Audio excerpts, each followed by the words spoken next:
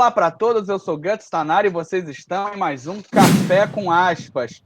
Hoje nós vamos falar sobre o tema manhwa, sobre a invasão coreana na cultura e nos quadrinhos, com os debatedores Natânia Nogueira, Sabrina Paixão e Otávio Aragão. Seguindo com o nosso programa, Natânia vai introduzir o assunto, falando um pouco sobre o que seria essa invasão coreana que está acontecendo aí na cultura desse mundo enorme que nós vivemos. Então, gente, boa tarde para todos, né? Não, bom dia, porque alguém pode estar assistindo de dia ou de noite mesmo. A gente hoje vai, assim, dar umas pitadas sobre a questão da onda coreana, né? Que está, nos últimos anos, está, assim, influenciando muito a questão da produção de cultura de massa. O que isso é, mais ou menos, né?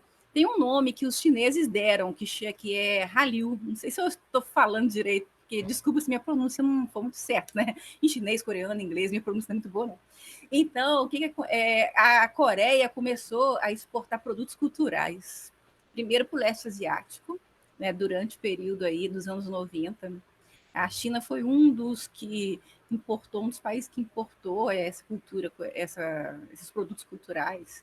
Entre eles, primeiro, os seriados, né, os dramas, os K-dramas, e depois veio o K-pop e os quadrinhos, né, os manhwas também começaram a ser exportados para outras regiões. Uma coisa que começou no leste asiático, mas que agora, já num segundo, quase terceiro momento, pegou o Ocidente também. Então, a gente está tendo um consumo muito grande dessa cultura de massa, desses produtos culturais, que não é apenas isso, né? Eles estão exportando também outros bens culturais, desde culinária até tradições típicas que estão sendo consumidas na região e fora dela.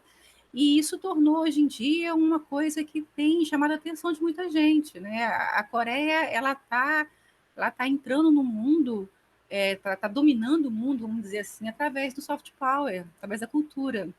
E os quadrinhos têm tido um destaque muito grande dentro disso, dentro dessa expansão cultural, porque é um fenômeno transmediático. Então, por exemplo, você tem tido muitas produções para cinema e televisão que são adaptações de quadrinhos coreanos. Você tem tido produção de quadrinhos coreanos com a finalidade de serem adaptados para outras mídias, né? Inclusive jogos. E é uma coisa que, assim, é uma novidade, é uma coisa que parece que a gente está vivendo o auge disso, né? Que está rodando, assim, bilhões de dólares só em exportação de produtos culturais pela Coreia. E eu acho que é um tema interessante, até porque, como a gente estava conversando um pouquinho antes, a gente tem consumido produtos coreanos sem saber que está fazendo isso. A gente já vem consumindo esses produtos e não sabia. Daqui a pouco a gente vai falar mais um pouquinho sobre isso, né, Gustavo? Não, com certeza. Antes eu queria, assim, uma pergunta que a gente até não debateu na pauta antes, eu queria, talvez seja até surpresa e talvez não seja nem o ideal eu estar fazendo, mas a gente vai fazer, né? Existe alguma diferença narrativa do manhwa para outros quadrinhos? A gente sabe, obviamente, uma diferença de mangá para quadrinho ocidental, para quadrinho inglês, para quadrinho europeu em geral. Mas ali dentro daquele contexto do Oriente, o manhwa é um subproduto do mangá ou ele tem uma alma própria, uma narrativa própria? Não, eu acho que ele já tem hoje uma narrativa própria. E sem falar que ele é o contrário do mangá, a gente faz a leitura dele. A Sabrina me ajuda aí. Ocidental, da direita da esquerda para a direita, não é? Sim. O mangá a gente lê da direita para a esquerda. Sim. Isso. O manhwa você lê da direita da esquerda para a direita. Da direita para a esquerda, exatamente. Mudei, confundi. E Mas isso é uma questão mercadológica ou cultural? Porque eu acho que é da escrita mesmo. Da escrita, eu não faço ideia de como se lê a escrita coreana, né? Eu acho que é questão da escrita mesmo. Eu acho que é a questão da escrita. E aí tem influência do mangá, mas teve influência também de muito quadrinho ocidental.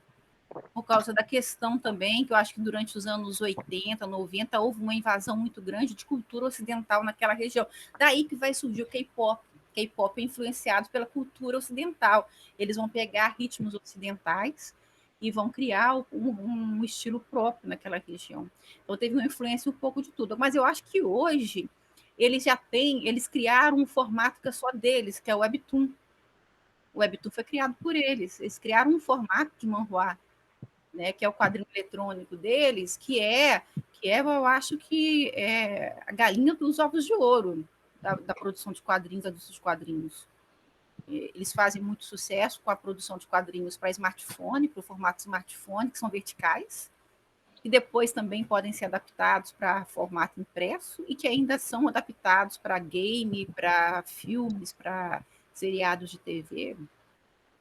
Então, eu acho que hoje você pode falar que eles têm diferenças e estilos próprios. Agora, exatamente quais são as diferenças, eu não sei. Eu sei que o quadrinho chinês, quadrinho coreano e quadrinho japonês tem diferenças bem marcantes. Para mim, ela atende um princípio de nacionalismo e não necessariamente narrativo. De dizer que é o meu tipo de fazer quadrinho. Eu acho que tem um sentimento de autonomia, e ainda mais se a gente levar em consideração, deixa eu só completar, Natânia, se a gente levar em consideração os problemas políticos derivados da Segunda Guerra Mundial entre Japão e Coreia, onde para o coreano não pode ser natural que seja um subproduto, que seja submisso, inferiorizado em relação a, dado tudo o que aconteceu, né? Mas se você for pegar essa parte também, olha só, existe uma relação muito delicada entre Coreia e Japão, por causa da dominação japonesa no período da Segunda Guerra, anterior até o período da Segunda Guerra Mundial, durante a Segunda Guerra Mundial. Mas, olha só, os coreanos, eles têm um lance que eu acho interessante, que eles se apropriam de modelos japoneses e fazem melhor. Foi o caso dos K-dramas. Eles foram apropriados dos doramas japoneses e eles pegaram o formato e melhoraram o formato.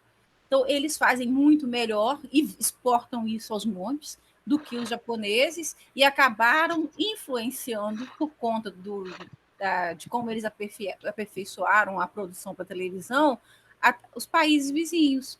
Então, a China vai seguir a onda da Coreia, a Tailândia vai seguir a onda da Coreia, as Filipinas vão criar os seus seriados a partir do modelo coreano, que foi um modelo copiado do Japão, que surgiu nos anos 50, mas os japoneses não fazem tão bem quanto os coreanos.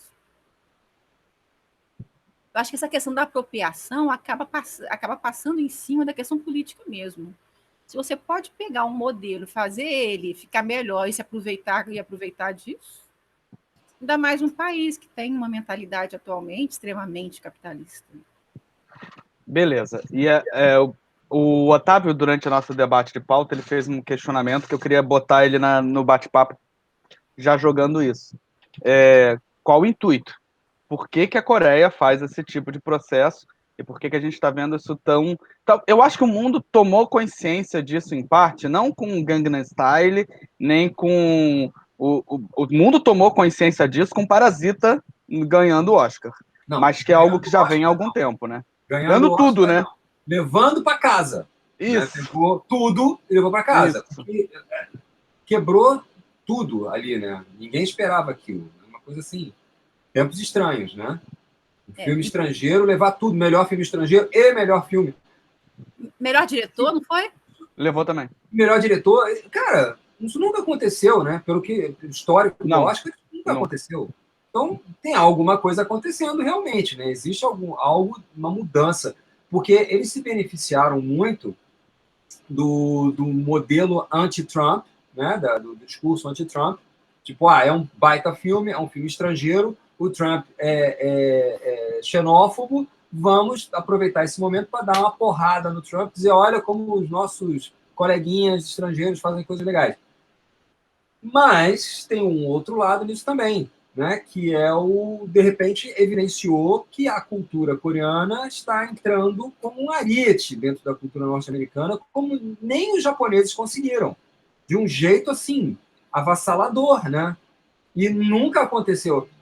Sempre houve fases na cultura de massa norte-americana de algumas invasões, vamos dizer assim. Na música, você teve até o Brasil invadindo, na época da Bossa Nova, de Sinatra e gravar com Tom Jobim, né? Então, até isso aconteceu. Mas isso é sazonal. Depois da década de 50, cadê a Bossa Nova? Cadê a música brasileira? Fora alguns nichos aqui e ali, algumas coisas aqui e ali.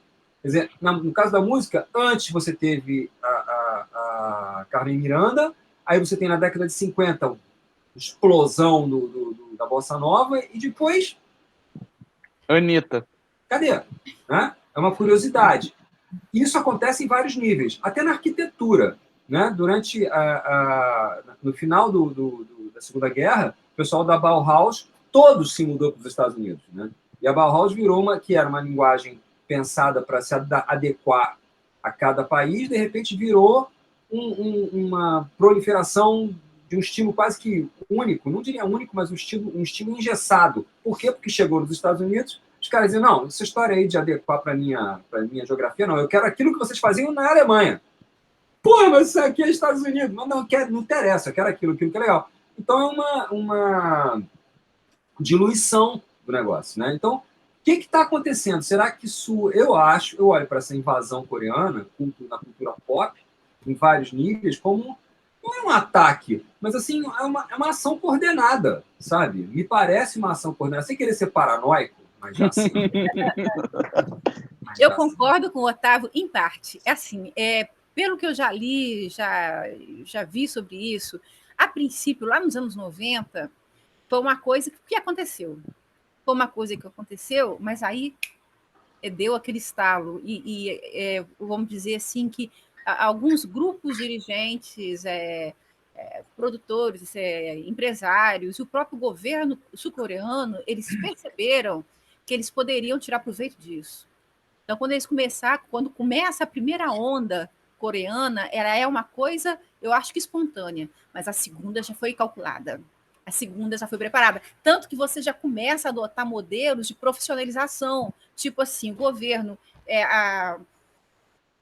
o Ministério da Cultura, ele reserva bilhões de dólares para investir em música, em produção artística na forma de desenho, incentivando aí a produção de quadrinhos, entre outras coisas. E na televisão, eles reservam uma quantidade, de cinema, né? Reservam uma quantidade enorme de capital para investir nisso e investe com vontade. Então, além do investimento privado, você tem investimento do governo. E as empresas começaram a surgir e a crescer com o sucesso da exportação desses produtos e viraram gigantes. A Big Hit, que é a empresa que criou lá, que lançou o BTS, era uma portinha, era uma empresa pequena, lançou um grupo que durante 3 anos não deu retorno. Depois de 3 anos, eles, com estratégia de marketing, investindo em profissionalização, aperfeiçoamento, os moleques foram embora. Então, hoje estão o quê? Eu acho que em 2019, a empresa, só com eles, teve um lucro anual de 3 bilhões de dólares, só com um grupo. Isso começou a despertar, vamos dizer assim, aquela vontade de investir numa coisa que seja bem feita e oferecida com qualidade, para poder ter uma boa recepção. Eu acho que o filme que eu gosto muito, que o Otávio já viu também, que é Along with the Gods. Isso. Enrola a língua para falar. Esse é um exemplo disso. É uma produção que não deixa nada a desejar para qualquer produção estadunidense. É fantástico. É fantástico em atuação. Fúria Divina, que a gente assistiu também, né, Otávio? Que um baita de um filme. A atuação excelente. A Netflix tem lançado uns filmes muito bons. Direção fantástica, atuação acima da média. Cara, é assim que você... Não, eu até falei com a Natânia na época que crianças são aquelas que aqueles caras arrumam, cara. Que atores infantis são aqueles que... Gente, é um passo da genialidade, sabe? A gente fica enchendo a bola das crianças artistas, né? Nas artes cênicas. Nossa Senhora, quem são aqueles? Parece que pegaram um monte de anão, vestido de criança, maquiado de criança, fizeram lá para trabalhar. Caramba, bicho! Eles são muito bons, são adultos, o sofrimento é sofrido mesmo. A dor é dor mesmo.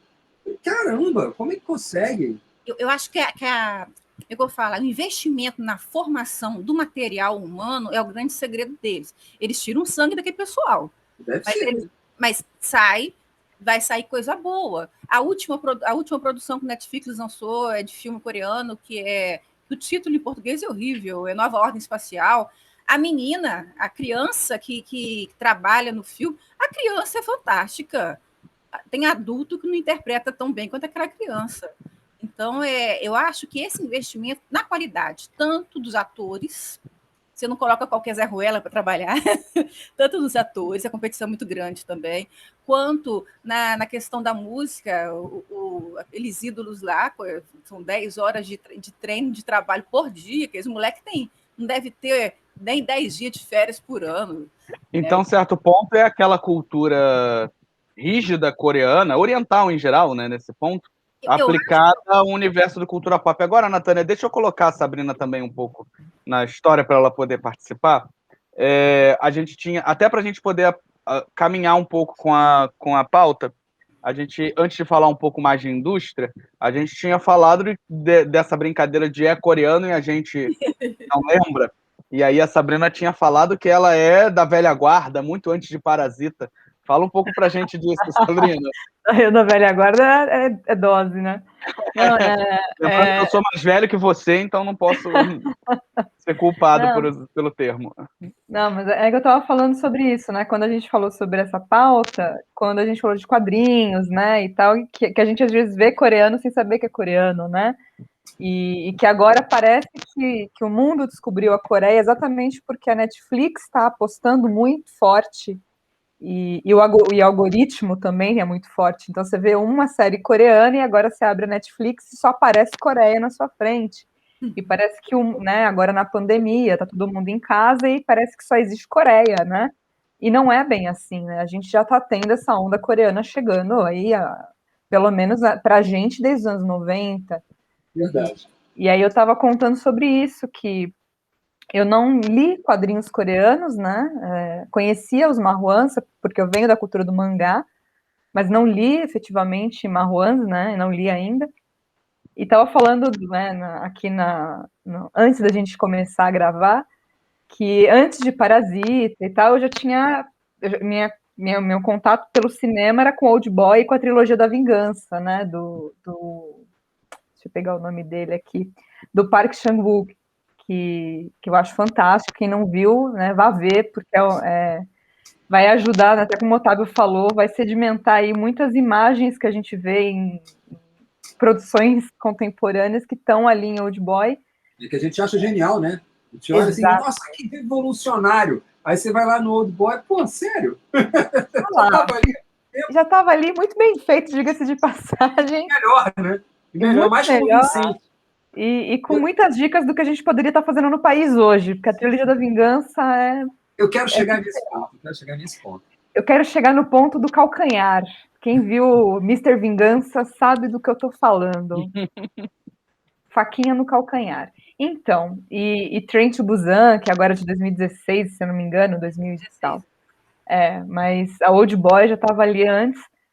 E aí o que eu fui, quando vocês falaram da pauta e tal, eu fui tentar lembrar das minhas referências, assim, porque tem muito isso, né? Essa onda coreana, como a Natânia falou, esse primeiro movimento da onda coreana que é espontâneo porque é a cultura jovem, é cultura pop, que é essa cultura jovem que vem exatamente pós-panela de pressão. A gente está saindo de um movimento de culturas jovens que estão muito pressionadas ali, né, em momentos de tensão, em momentos que vêm, né, depois de grandes movimentos de guerras, de ditaduras, né, de questões ali militares muito densas, e aí essa cultura jovem, como a gente teve em outros cafés com aspas, né, anos 80 brilhantes e com glitters e, né, fluorescentes, né, vem com essa energia e criam coisas novas e alegres e vibrantes, né, para celebrar um pouco essa afirmação da vida.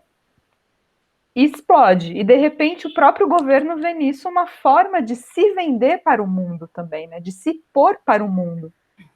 E aí eu me lembro de quando eu estava ali na graduação ainda, fui fazer o curso de editoração de quadrinhos na ECA, com o Valdomiro, e lá em 2010 já tinha gente estudando língua coreana. Isso já era uma mudança na letras, né? Porque o curso de editoração na ECA era misto, então tinha muita gente das línguas orientais que estava estudando japonês, porque era a turma do mangá. Então já tinha uma mudança ali nas línguas orientais, que o pessoal fã de mangá ia estudar japonês para traduzir mangá, e já não era mais o movimento Nisei, porque antes era dominado, né, pelos descendentes. E aí já tinha muito não descendente estudando japonês, porque estava traduzindo mangá. E já tinha uma parcela de pessoas não descendentes estudando coreano em 2010, porque já estava fazendo escalation. Então, os mangás coreanos, já, né, os manhwas, já estavam chegando, né, como eu estou falando de São Paulo, ali na região da Liberdade e tudo mais, a gente frequentava, e já tinha os K-popers, já estavam dentro do Centro Cultural São Paulo, né, usando ali os vidros para dançar, como eles fazem até hoje. Em 2010, em 2009, a gente já passava por ali, já viu o pessoal fazendo dança e estudando coreano ali por conta própria para traduzir manhwas que eles já faziam scanlations na internet naquela época, né? Então, existia esse movimento porque ainda não existiam os streamings e não tinha essa possibilidade que a gente tem hoje. Então, parece que é um surto, né?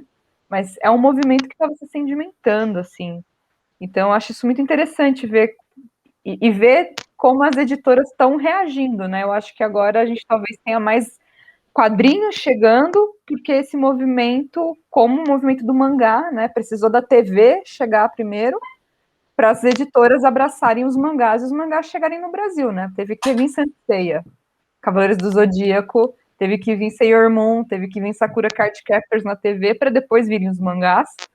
E eu acho que com a cultura coreana talvez a gente tenha mais mangá, mais, né, quadrinhos sendo publicados agora coreanos por conta disso, assim, né? E uma coisa que me incomoda muito, a Natânia estava falando sobre. Vocês deixaram eu falar, agora aguento. Todo mundo pode. Eu assisti coisas muito boas também, né? Tava até falando para a Natânia que falei, putz, eu nem sei o que é de quadrinho, o que não é de quadrinho, porque eu assisto e acabo não indo muito atrás, né? Ela que tá me dizendo, olha, isso aí é adaptação de quadrinho e tal. Mas eu fui assistindo ali na Netflix mesmo alguns doramas, né, de coreanos, e eu acho fabuloso, porque eles vão para muitos temas, né? Então tem doramas de fantasia, doramas de ficção científica, de terror, doramas de mercado editorial, né, que eu super indico, Romances a Love Book é maravilhoso, que tratam de temas tão múltiplos, e que estão vendendo essa ideia de Coreia, né, que está todo mundo muito encantado com a Coreia e tudo mais, está vendendo o papel muito bem, né, porque tem esse investimento governamental, mas ao mesmo tempo eu fico ali, como que o Otávio falou, eu li o Facebook do Otávio esses dias falando de ficção científica, que ele falou que tem que estar com os escudos refletores ligados. Está me incomodando também o perfil de físico que eles estão vendendo, a beleza coreana. Então, ao mesmo tempo que essa coisa da indústria, então, ao mesmo tempo que eu acho fabuloso a narrativa, a edição, a qualidade, o investimento, é o sangue que eles tiram dessas pessoas e é a forma que eles põem essas pessoas e os recursos médicos e as dietas. Então, eu assisti lá o Tudo Bem Não Ser Normal e eu maratonei. Ponto. Porque foi no cerne do que me mobiliza, que é o imaginário simbólico, é falar de contos de fada enquanto relação com a vida e como o imaginário, né, dos contos de fada nos ajudam a lidar com a realidade. Aquilo, para mim, foi o ápice, né? Falar de livros infantis e como eles mediam a nossa relação com a vida. Mas ver aquela personagem, aquela protagonista, naquele corpo. Mas o espeto. Aquele espetinho. Espeto, mas o espeto. E saber que existe aquela dieta do copo de plástico, que elas só comem o que cabe num copo de plástico. Uhum. Então, corpo. E que existe toda uma coisa de dar cirurgia plástica de presente para as meninas, para abrir os olhos, e que tudo aquilo é totalmente, né, modificado para estar. Então, eu fico nessa dualidade de estão vendendo muito bem uma imagem, mas uma imagem que chega a tal ponto de plasticidade. Aí eu vou que eu fico numa tensão o tempo interferir todo. numa coisa aí, mas você sabe que ao mesmo tempo que se vende essa imagem, eles têm produzido também programas que estão criticando essa venda de imagem. Há pouco tempo eu assisti um cadrama que chama Perfume, em que a protagonista é uma mulher obesa. É esse que eu quero.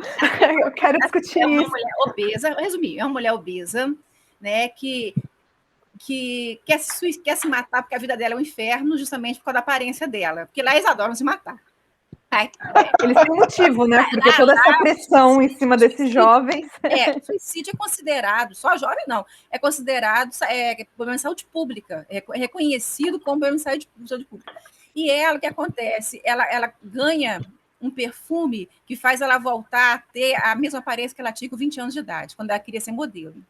Tá? Mas o interessante de tudo é o seguinte, que ali ela usa o perfume e emagrece, mas o discurso em cima da questão do corpo ali é o seguinte, que ela tem que aceitar o corpo dela como ele é. Então, você não espere que no final ela vai continuar, dando spoiler, que ela vai permanecer com a aparência dos 20 anos de idade, não. Mas a narrativa, ela está ali o seguinte, você tem que gostar do teu corpo como ele é, os outros que se danem, e as pessoas que vão gostar de você vão gostar de você como você é. Eu achei aquilo ali, o jogo da narrativa, que mistura fantasia, né, com realidade, fantástico. Que a pessoa ela começa a gostar dela como ela é, e quebra justamente aquele discurso de que a mulher tem que ser magra, de que ela tem que ter um rosto perfeito, né? Ela joga por terra. E tem alguns manhwas que fizeram muito sucesso e que viraram adaptações para a TV, que falam justamente da questão da beleza. Um agora que terminou há pouco tempo, Beleza Verdadeira, que essa tradução seria em português, de uma menina que sofria bullying porque tinha um rosto muito feio, segundo os padrões de muitas espinhas no rosto, e que aprende a esconder as espinhas com maquiagem. A história vai falar dela aprendendo a aceitar a aparência dela. Né? No final das contas, ela pode até usar maquiagem, mas de vez em quando ela aceita o rosto dela como é que é. E outras histórias vieram também com questão de cirurgia plástica. Teve um que falava sobre uma menina que faz cirurgia plástica para ficar mais bonita.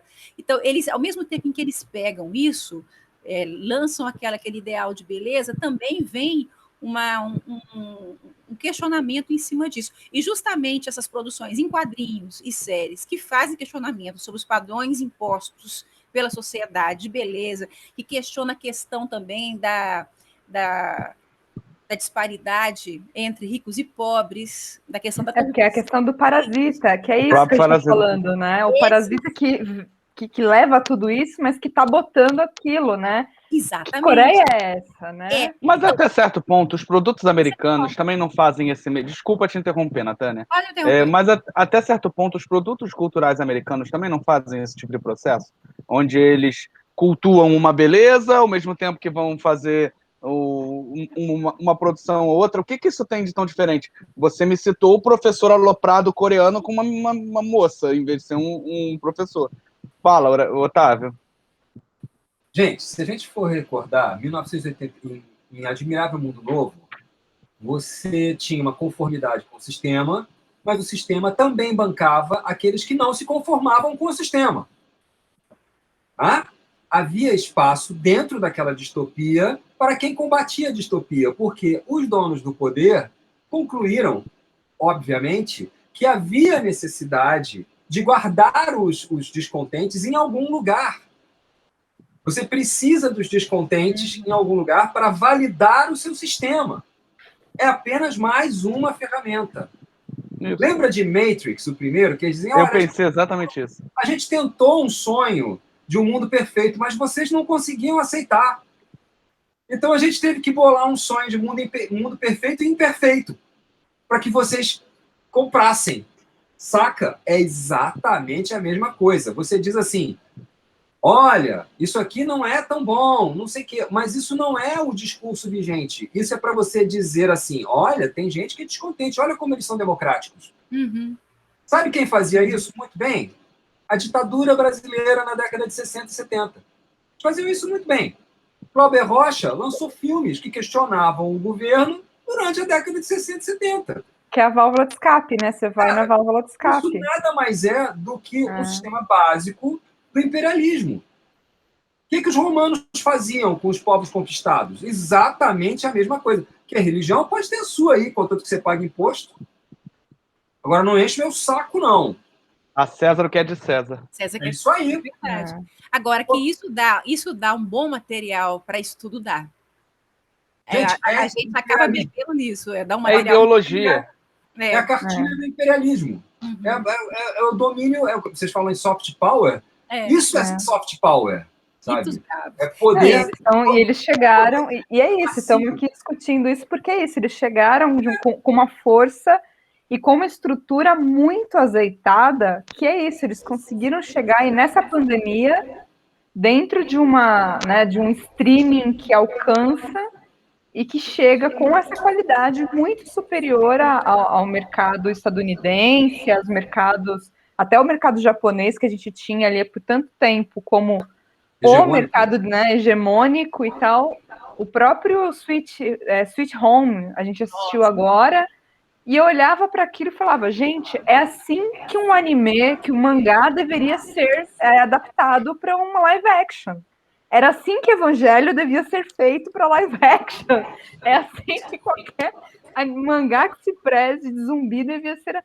Porque a qualidade, né, é um outro nível, mas é isso. Há um custo também que é esse, é um custo de perfeição, de sangrar contrato mesmo, né? De tirar é um problema social que envolve desde o aumento do alcoolismo, consumo de drogas entre quem vive no meio artístico principalmente, e o número de suicídios entre jovens artistas muito grande. A pressão é muito grande. Né? Por que será, né? Por que será? Mas é o tipo da coisa. Eu acho que a gente pode falar que eles encarnaram realmente o espírito da indústria capitalista mesmo. Você, quem é um artista, é um operário. Você acha que um cantorzinho daquele lá do BTS, quanto que ele tirou dos 3 bilhões que a gravadora, que a empresa dele... Uma moedinha. As mesadas, né? São as mesadas, a coisa das mesadas. É suficiente para não precisar reclamar. Pois então eu acho assim que e falando dessa questão de ganho, lembrar de uma coisa que a gente comentou durante a pauta, a questão da produção de quadrinhos lá. Eu ia pedir para a gente encaminhar para isso, para a parte de indústria, e você passar exatamente essa informação. Eu acho que essa parte é mais interessante. Eu andei conversando com não sei, vou falar o nome direito, tá, gente? Com a Koen-Suki Gentrypin, que é a autora de Grama, que foi publicada. Eu estou com o meu aqui também, ó. Só os meninos que não têm. Que foi publicada. Eu tenho, o meu está aqui na estante, ó. O Otávio não tem. Tem que ler Otávio, é muito bom. Então, o Otávio parece que tem um parecido ali atrás dele. Não tenho, não. Não, mas nós temos um com a capa ali atrás. Esse aí, É o Rio tá vendo? Sabrina enxerga longe. Então, eu conversando. Livro eu enxergo à distância. Eu conversando com ela, é o seguinte: o tipo de manhwa que ela faz é um manhwa que tem muita influência, teve influência europeia, porque ela ficou na França mais de 10 anos. Ela estudou, né, ela se formou, tem formação artística dela, tem influência francesa. Então, ela faz um tipo de manhwa que ela está fazendo esse manhwa, não dentro daquele espírito capitalista coreano, sul-coreano. Ela está fazendo uma produção em que ela, em primeiro lugar, ela está visando qualidade do conteúdo, vamos colocar dessa forma, né? Não é aquela produção industrial, embora, lógico, ela deva ter também essa parte da produção dela, porque o pessoal tem que ganhar dinheiro para poder botar o pão na mesa.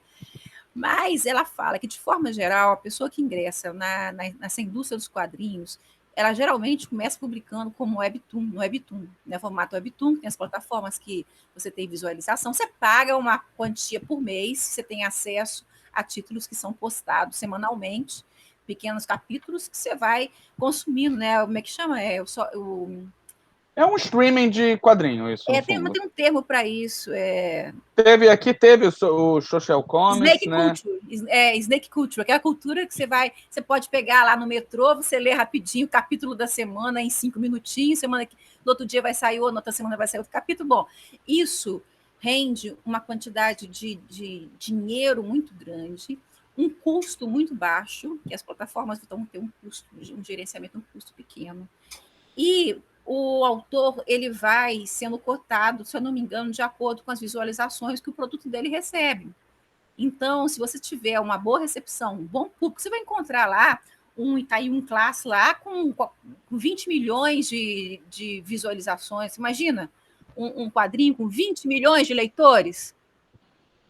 Assim, isso assim, chutando. O camarada pode ser convidado para adaptar, e eles já fazem com a intenção, ela me falou, eles fazem com a intenção de ser adaptado para televisão, para cinema, ou para videogame. Quer dizer, já tem, é uma produção que é planejada, tanto que, palavras dela também, essa ideia de quadrinho como arte não está muito presente entre quem produz quadrinho na Coreia do Sul. A ideia do produzir quadrinho lá, você pode até gostar de fazer, pode ser um trabalho que você que completa de certa forma, mas é um trabalho como você está trabalhando numa fábrica, trabalhando numa loja. Essa ideia do quadrinho como arte, ela não tem uma penetração muito grande. O quadrinho é produto.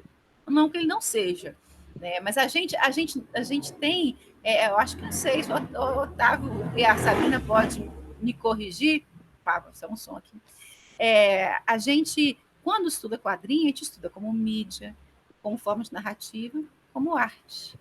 Eles produzem como produto. E pode ter, é uma forma de expressão, você vai ter debates sobre questões culturais, questões políticas, questões sociais dentro daquele quadrinho, mas lá é uma indústria mesmo. Lá eles abraçaram a questão da indústria, tanto que os dados que eu levantei, depois que eu conversei com ela, a média de renda de um quadrinista, né, que produz webtoon, que consegue um bom público leitor, é de $80 mil por ano. Aí, há pouco tempo, em 2017 ou 2018, mais ou menos, saiu uma pesquisa na França falando que a maior parte dos quadrinistas franco-belgas vivia abaixo da linha da pobreza. Há pouco tempo agora, alguém postou no Facebook, eu até comentei lá, que de 200 autores que estavam presentes em Angoulême, 150 tinham que completar a sua renda com uma ajuda que o Estado francês dá, uma renda solidária que o Estado francês dá, porque eles não conseguem ter 1.200 euros por mês, que é o salário mínimo. E aí, né, é uma coisa que a gente tem que pensar. Você tem dois lados. Por um lado, não existe, talvez, o quadrinho lá não tem um status artístico que ele conquistou, por exemplo, na Europa. Mas, em compensação, o quadrinista que consegue se fixar no mercado lá, consegue uma renda 3 vezes maior do que um quadrinista francês.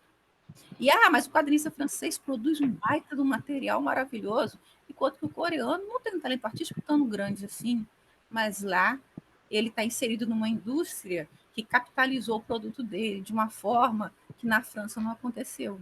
Né? Posso estar falando uma bobagem, por favor, fique à vontade para poder me contestar ou corrigir. Não, eu só queria comentar que, na verdade, essa é uma das grandes discussões que se tinha na Escola de Belas Artes. Vocês sabem que eu sou formado em Belas Artes, tenho graduação em Belas Artes, e eu fiz comunicação visual. E nós tínhamos, era muito interessante, porque no básico, no meu tempo, né? No meu tempo, antigamente, o básico era mesclado. A gente fazia junto com o pessoal de artes plásticas. A gente tinha as mesmas coisas, desenho anatômico, desenho desenho artístico, a gente tinha criação da forma, tinha várias coisas junto com o pessoal de pintura, de escultura, de gravura e etc. Depois, quando a gente ia para o profissional, separava, cada um ia para um lado, inclusive em andares diferentes do prédio. O pessoal de Belas Artes lato sensu, né? Stricto sensu, ia para o 7º andar, ficava lá nos ateliês. A gente de desenho industrial e comunicação visual ia para os escritórios, né? Ia para os laboratórios. Então, assim, no início era muito interessante, porque no início, como era todo mundo junto, ninguém não tinha essa coisa de quem faz o quê, todo mundo desenhava, todo mundo dava palpite na produção um do outro, todo mundo via o que o outro fazia e tal. E todos eram irmãos, amigos, próximos, né? Quando havia separação de andares, automaticamente vinha um afastamento. Curiosamente, não do pessoal de design, mas do pessoal de artes plásticas. O pessoal de design continuava sem entender por que sofria o afastamento do pessoal de artes plásticas. E anos depois eu vim a entender que para o pessoal de artes plásticas, só no mestrado eu entendi isso, nós éramos aqueles que faziam arte funcional, ou seja, nós éramos os vendilhões do templo. Saca? Isso aí não é arte. Aí um dia, dentro de um evento do mestrado, eles chamaram vários nomes das artes plásticas nacionais, e eu chamei alguns caras. Eu chamei o Aroeira, por exemplo, né, um cartunista. Nossa, a refração, eles foram muito refratários. Não, vai trazer o cartunista para o nosso evento? Por quê? Eu falei, ué, mas não é arte? Não, não é. Não é. Então, isso que Natânia está falando, que parece estranho para nós, não é que parece estranho para nós, é que no nosso métier de quadrinhos, a gente não entende muito bem, a gente é esquizofrênico. A gente não sabe se é arte funcional ou se é artes plásticas, com a ênfase na expressão. Não que não haja expressão na arte funcional, óbvio que há, mas ela é um meio para um fim.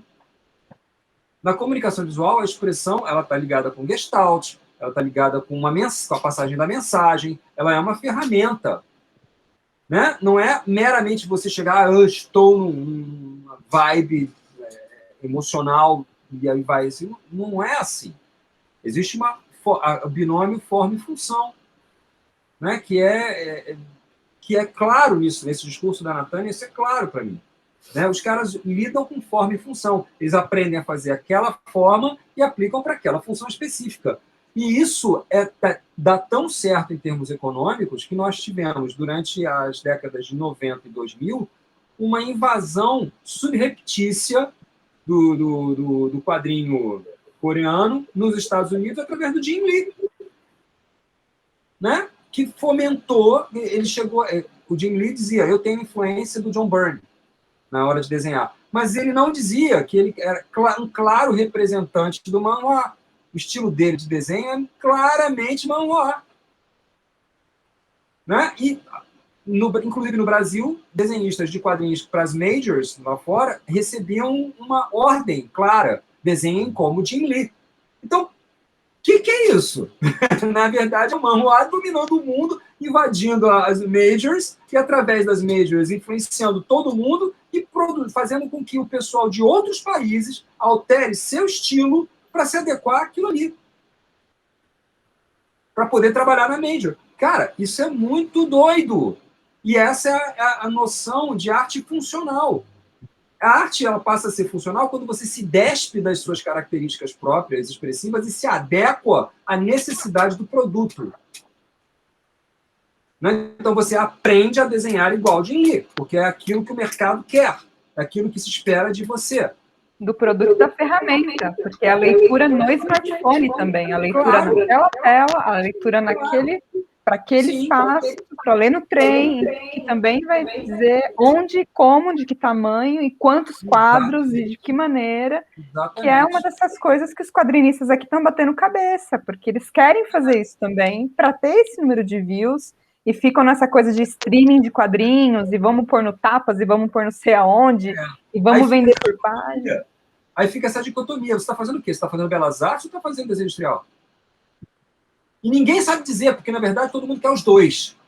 Uhum. Né? Exatamente. Verdade. Você quer fazer um negócio autoral, porém você quer uma indústria. Você quer ganhar dinheiro. Não, e esse formato, o Webtoon, ele já chegou na França. Você já tem editoras francesas que criaram plataformas para o Webtoon. Já tem na França e já chegou nos Estados Unidos também. E tem crescido cada vez mais. E a oportunidade para os quadrinistas que quiserem entrar nesse mercado, se adaptar a esse formato de quadrinhos, é muito grande. Porque você não tem você não tem que estar de corpo presente ali.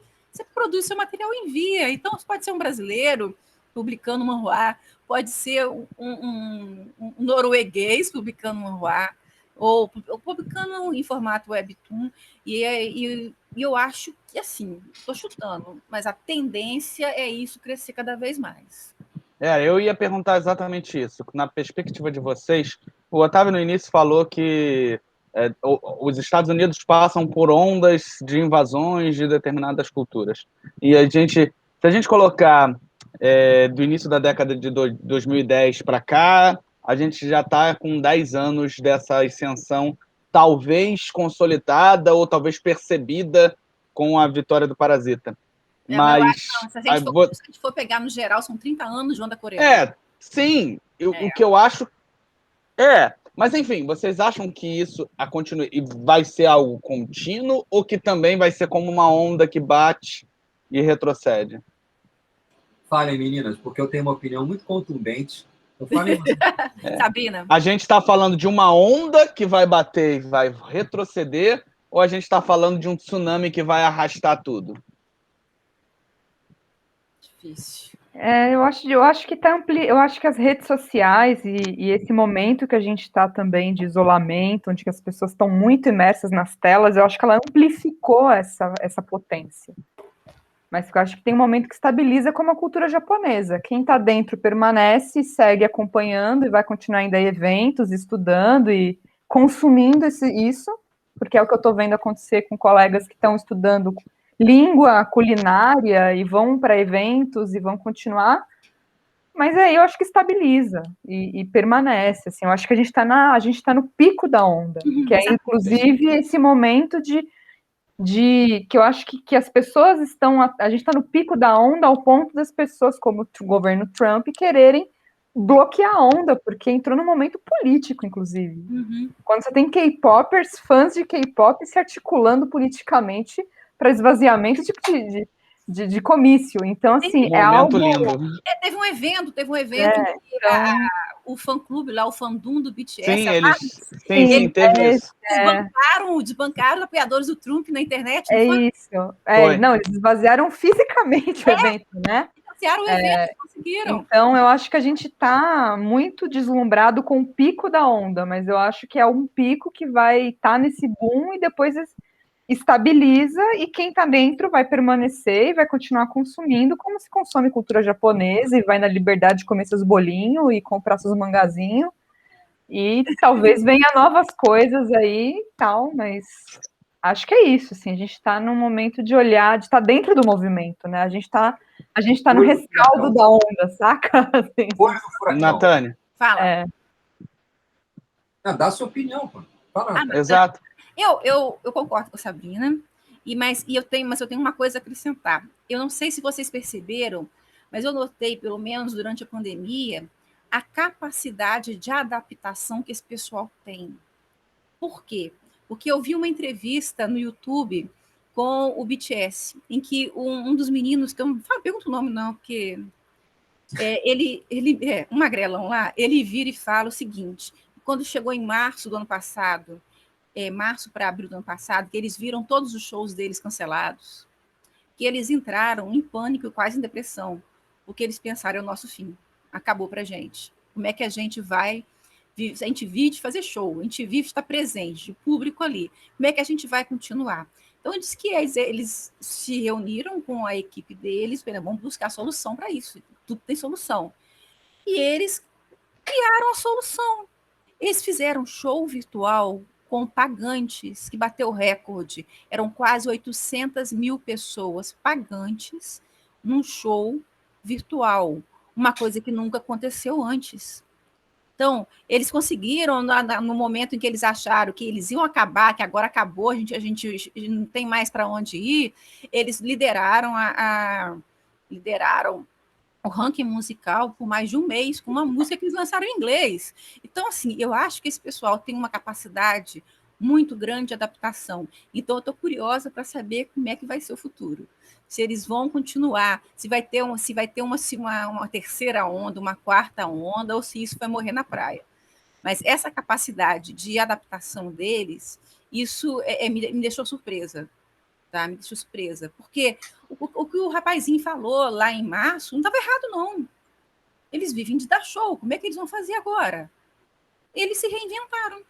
Eles conseguiram se reinventar. E, ó, eu estou achando que eles vão repetir o bom desempenho do período anterior em que eles estavam ali presentes, corpo presente. Então, a capacidade do sul-coreano de conseguir criativa, pelo menos nessa questão de marketing mercado, ela é uma coisa que a gente tem que estudar mais. Eles sabem se reinventar mesmo. Vai ser show com holograma. Eles vão ser os primeiros a fazer show com holograma, não duvido.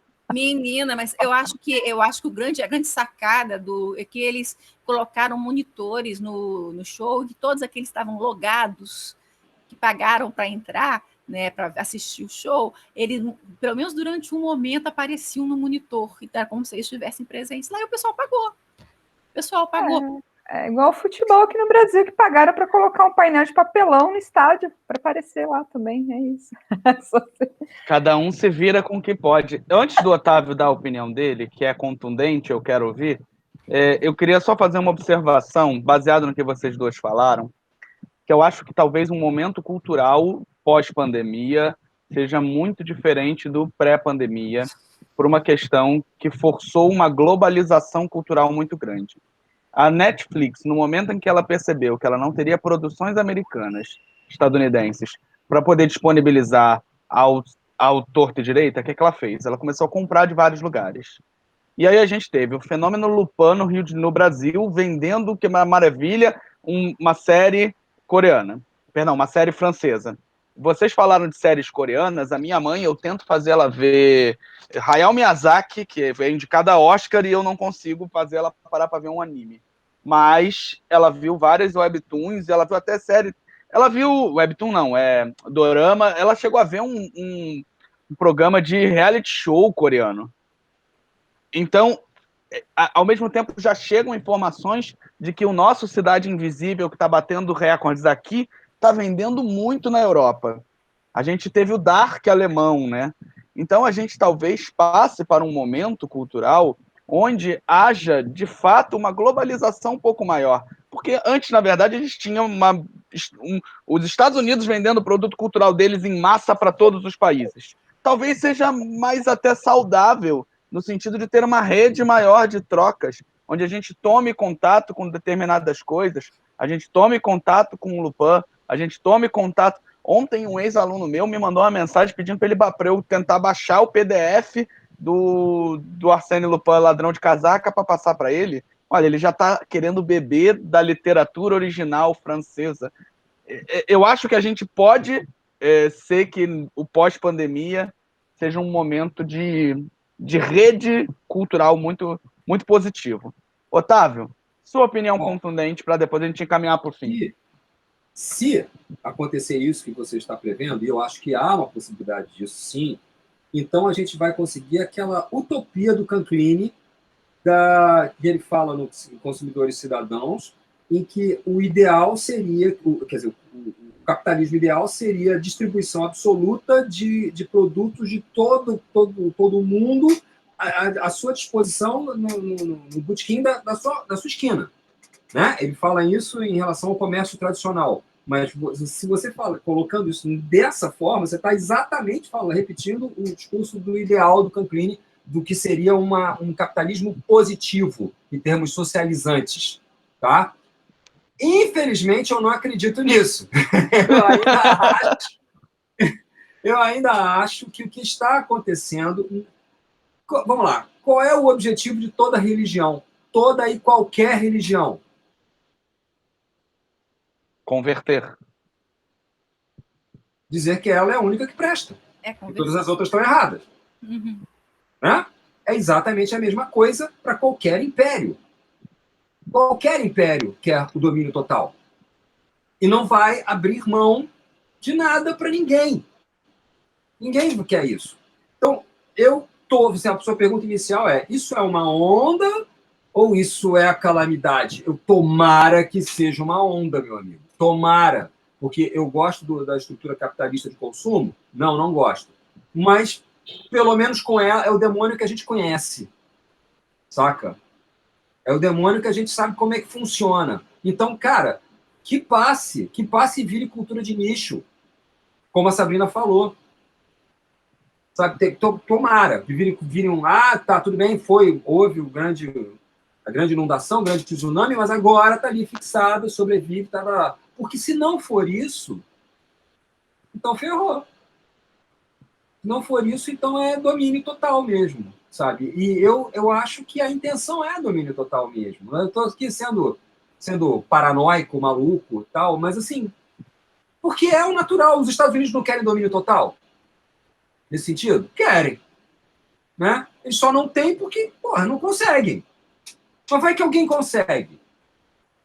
Sabe? Vai que alguém descobre a maneira de fazer e consegue, e efetiva. Vou fazer uma pergunta capciosa para vocês aqui. Ui. E se no Brasil, um certo país da América Latina que tem um governo com tendências autoritárias, que eu não sei qual é exatamente, e que tem uma eterna luta com a cultura, um belo dia descobrir que se ele bancar um polo produtor de quadrinhos com fundo ideológico, ele vai estar sedimentando uma nova juventude. Com isso, dando origem sim, né? Um polo cultural que começa com HQ e gera cinema, gera seriado, gera multimídia, gera transmídia, gera N mídias. E se? Vocês iriam gostar de viver num país desse da América Latina hipotética, que tem um governo hipotético, que é autoritário hipotético? Vocês iriam gostar? Levando em consideração a quantidade de incel que tem, fã de quadrinho, sem ser o quadrinho ideológico, imagina o potencial de conversão disso. Esse é o meu ponto. Esse é o meu medo. Esse é o meu receio. Eu prefiro a instabilidade do que algo bancado por um governo. Ah, que legal, o governo botou insumo ali, o governo... Ah, olha só, o governo está bancando, olha o salário deles como é ótimo, olha isso, aquilo. Ah, que ótimo, mas que governo é esse? O que esse governo quer em troca? Ah, é soft power. Tá, é? Aham. Sei. Todo governo quer o que toda religião quer. Ainda bem que não é da Coreia do Norte que a gente está falando, né? Que senão não estava mais aqui. Eu acho o soft power perigosíssimo. A questão é que quando você fala... É um poder quase invisível. É verdade, mas quando você fala soft power, o poder... Toda palavra é mágica, né? O poder mágico da palavra soft amacia. É algo que não é tão perigoso quanto hard power, entendeu? O discurso, né? Porque esse soft power quem criou o próprio termo soft power, né? É tudo isso, né? Então, gente, olha só, eu não fico nada feliz. Não, isso, governo, olha só, eles ganham muito dinheiro, eles ganham uma fortuna. Porra, é mesmo, sério, né? Jura? Ai, que medo. Sabe? Ai, que medo disso, sabe? Porque eu não confio. Desculpe, não confio no poder instituído. Não confio. Eu acho que o que eles trazem, como a Natânia falou, acho que não sei se está no artigo que a Natânia falou sobre grama, que eu não consegui ler ainda, mas eu acho que existem nesses movimentos caminhos para a gente observar e talvez proposições. Porque aí, sim, por exemplo, quando a Natânia coloca as webtoons como formas de mulheres que estão em casa produzirem seus próprios quadrinhos e suas próprias narrativas e conseguirem capitalizar em cima disso, e aí agora a França e outros lugares estão observando, Eu acho que são formas que a gente tem que observar, e os artistas têm que observar, de conseguir automatizar seus próprios trabalhos, né? Coisas nesse sentido. Porque é isso, é essa tensão, é a mesma tensão que eu estava falando antes, do que se vende enquanto imagem e autoimagem dessas pessoas, né? Que se atrela a contratos, e mesmo quando você tem uma série, que a base da série é o questionamento sobre o próprio sistema, no final a série resolve de uma forma muito mágica. Eu acho que são vários caminhos, várias direções, fazer previsão. Você quer previsão, vai numa cartomante, porque é difícil. Não, mas eu acho que é isso. É nessas entraves que eu acho que a gente pode olhar e encontrar isso, né? Então tá, existe o Webtoon, como ele funciona e como a gente pode pegar essa ideia e olhar para o que a gente produz e tentar pensar alguma coisa dentro da nossa arte da gambiarra, da nossa forma de existência e subverter ela para a gente, né? Eu vou acrescentar uma coisa que eu não sei se estou falando besteira, mas eu sempre vi nos quadrinhos, principalmente quando se trata de forma de expressão, uma função social ali dentro. Porque é uma válvula de escape, muitas vezes, para muitos autores, de várias formas, de colocar ideias, de se colocar, e até de autoconhecimento. Uma vez eu fiz um estudo sobre quadrinistas na Suécia, mudando de país, e uma boa parte delas começou com quadrinhos onde elas usavam a experiência delas, eram autobiográficas, elas falavam que elas começaram a se conhecer a partir da produção que elas faziam para as editoras. Então, eu acho que essa função social era num país, por exemplo, onde esse capitalismo selvagem mesmo, que é a Coreia, onde as pessoas vivem uma série de situações que levam 15 mil pessoas a cometer suicídio por ano, né?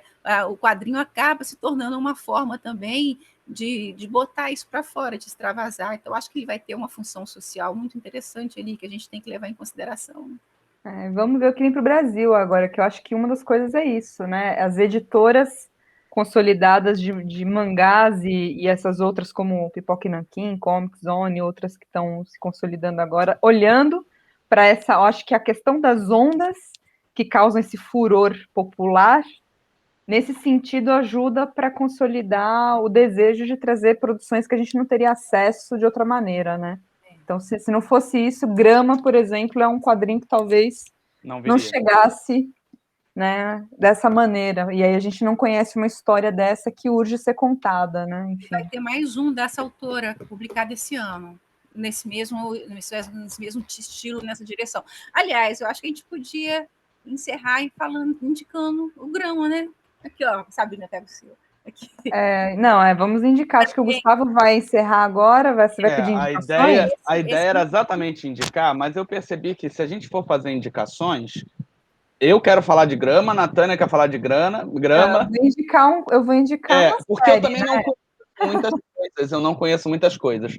Então a gente deixa aberto, eu não vou fazer indicação, vamos fechar então dessa forma. Eu só queria falar que eu acho a conclusão que a gente chega é que essa onda, que ainda é onda, que esperamos que continue sendo, precisa ser observada e talvez, quem sabe, daqui a um ano, daqui a algum tempo, nós nos reunamos novamente para verificar e a gente falar, de repente, de X ou Y manhuás que vieram para o nosso mercado, como está isso, a gente tem que ficar em observação, porque o que o Otávio falou realmente é um grande perigo, que se os inimigos perceberem o potencial que a arte de verdade tem, é bom até certo ponto que nós é que continuamos com ela nas nossas mãos.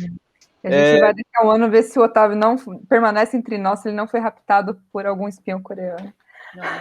É o que você falou, ainda bem que estamos falando da Coreia do Sul e não do Norte. Sabrina, então, você começa com a sua indicação.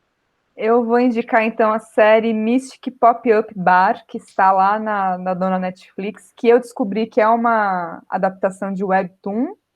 Então, vou atrás da Webtoon agora ver se eu consigo. É uma série bem gostosinha que dá para assistir, que junta tudo que eu gosto, que é bruxaria, magia, fantasia e bar. Então, vocês vão acompanhar ali. Só faltaram gatos, né? Tem gato também, gente, tem tudo, adoro. Assim. Então, é uma dona de um bar que ela tem ali que resolveu uma questão para ela poder ter a paz eterna, e aí vocês vão descobrindo ali por que ela tem que coletar algumas almas ali, alguns séculos, ela está tentando coletar, e ela tem que lidar ali com esse bar que aparece, desaparece, ela tem que embebedar as pessoas para conseguir. É bem legal. Então, Otávio, é com você. Vocês sabem que eu vou indicar Padre, né? É um manual lá dos anos 2000, que veio, até foi publicado no Brasil e fez um sucesso tão absurdo que virou até um filme em Hollywood com o Paul Bettany e o... Como é o nome dele? Esqueço sempre o nome daquele menino. Cal Urban. Cal Urban. E com o recém-falecido Christopher Plummer também. Olha. Pois é um filmaço, inclusive, divertidíssimo, que é um futuro distópico em que o Vaticano tomou conta, né, dos Estados Unidos, olha só, e existem padres missionários que são guerreiros, saem por aí catequizando todo mundo e combatendo vampiros, né? Vampiros que aí tem todo mundo. Eles estão catequizando todo mundo? O negócio deles é fazer uma catequese mundial. E, olha só, não sei por que nenhuma religião pensa nisso, né? Assim, fazer uma catequese mundial. Não sei por quê. Aí E é muito divertido, e é legal, e é emocionante. É um belo manhwa de ação, muito bem desenhado, criado pelo... E lá vem o meu... Coreano. Pronúncia horrorosa. O autor se chama Yeon Min Woo. Acho que sim. E é muito legal, eu recomendo. Vejam o filme também, aí leiam o manhwa para fazer as comparações. Natânia, é com você. Não, vou falar de um que eu não sabia que era coreano, que a gente tem até na escola, que é o Taru Café, que é de 2009, 2010, e foi publicado aqui no Brasil. No Netflix tem a adaptação de um manhwa que é um sucesso enorme, que inclusive é um que questiona tanto a desigualdade social quanto a desigualdade econômica e a xenofobia, eu acho que entra isso também, né, na Coreia do Sul, que é o Taeyong Class, que está no Netflix. Eu acho para esses... E se a gente for procurar, vocês vão achar muita coisa legal, muita coisa mesmo. Tem um que chama extracurricular. Extracurricular? Não, extracurricular é um dorama. Agora eu esqueci o nome. Gente, foi mal. Tem um outro também, que é um webtoon, que depois, se eu lembrar o nome, coloco na descrição. Pode deixar. Que ele fala que é uma história que acontece dentro de um manhwa. Eu acho que é extraordinário. Extraordinário. É uma história acontece dentro de do manhwa. São os personagens coadjuvantes de um manhwa querendo sobreviver dentro do manhwa, querendo mudar o destino deles dentro do manhwa. Muito interessante. Tem em Webtoon, você pode encontrar ele no Webtoon, dá para achar numa das plataformas, acho que é a Nave.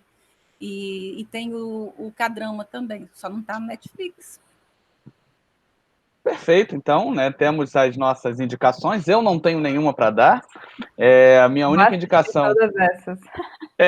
A minha indicação é de que vocês observem as indicações dos colegas e vejam um vídeo de nerdologia sobre soft power na Coreia, que vale a pena também, eu coloco na descrição.